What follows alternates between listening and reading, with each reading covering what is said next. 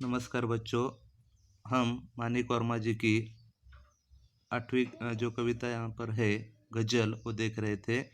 उसमें चौथा शेर, जिंदगी की शक्ल जिसमें टूटकर बिखरे नहीं, जिंदगी की शक्ल जिसमें टूटकर बिखरे नहीं, पत्थरों के शहर में वो आईना बनकर दिखो, पत्थरों के शहर में वो आईना बनकर दिखो। इस इस शेर में कवि कहते हैं कि जिंदगी की शक्ल या सूरत कि हमें जिंदगी में इस तरह से मजबूत बनना है, देखो कि जिसमें टूटकर बिखरे नहीं, यानी कि जिंदगी में कैसे भी समस्याएं आए उससे हमें डरना नहीं चाहिए और बिना टूटे बिना डरे हमें हर परिस्थिति का सामना करना चाहिए। टूटकर बिखरना नहीं चाहिए, तो डटकर उसका सामना करना चाहिए।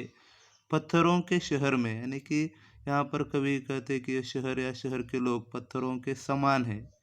तो ऐसे शहर में या जो ऐसे लोग जो मानवीय संवेदनाओं से जिनमें कम है, ऐसे पत्थरों के समान लोगों में आईना बनकर दिखो या साफ सुथरा चरित्र के समान बनो या दर्पण के समान बनो और अपनी ज़िंदगी समृद्ध बनाने का संदेश इस शेर में कवि देते हैं। आपको महसूस होगी तब हर एक दिल की जलन, जब किसी धागे सा जलकर मोम के भीतर दिखो।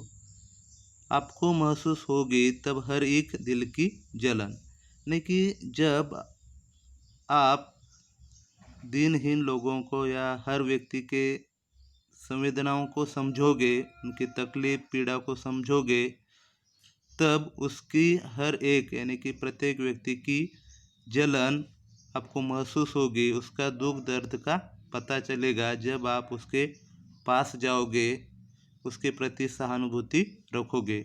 यह बताने के लिए कवि मोम के धागे का उदाहरण देते हो। मोम के भीतर देखो, अर्थात मोम का जो धागा होता है, जो कि मोम के साथ, मोमबत्ती में जो धागा होता है वो मोम के साथ जलता है, और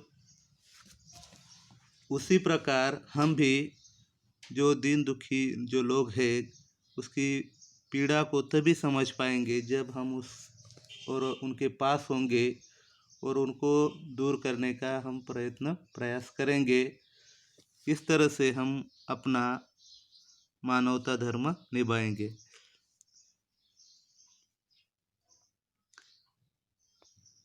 आगे, एक मर्यादा बनी है हम सभी के वास्ते, एक मर्यादा बनी है हम सभी के वास्ते, गर तुम्हें बनना है मोती सीप के अंदर देखो, गर तुम्हें बनना है मोती सीप के अंदर देखो। मर्यादा या नियम, कवि इस शेर में कहते हैं कि मनुष्य को समाज में रहने के लिए देखो एक मर्यादा बनी है, यानी कि कुछ सीमाएं हैं, कुछ नियम है, और उन नियमों का पालन करके ही वो समाज में रह सकता है। हम सभी के वास्ते, हम सभी लोगों के लिए समाज में कुछ मर्यादाएं, कुछ नियम कायदे कानून बने हैं और उनका हमें पालन करना होता है, तभी हम समाज में या समाज हमें और हमारे व्यवहार को अपनाता है, स्वीकार करता है। अगर तुम चाहते हो कि लोगों में तुम्हारी कोई पहचान बने, घर तुम्हें बनना है मोती, यानी कि अगर तुम चाहते हो कि लोग तुम्हें जाने या तुम्हारी कुछ पहचान बने, तो जिस प्रकार मोती सीप या जिस प्रकार सीप जो होता है, शंख या सीप जो होता है, उसके अंदर क्या मूल्यवान मोती छिपा रहता है।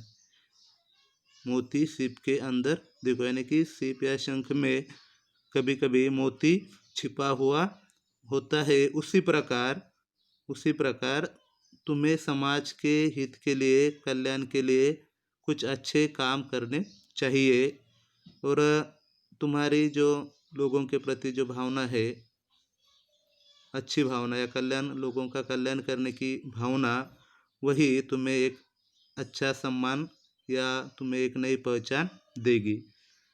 इस तरह से यहाँ पर कवि कहते हैं कि हमें अपने अच्छे कर्मों से अपनी पहचान बनानी चाहिए और समाज के नियमों का पालन करना चाहिए।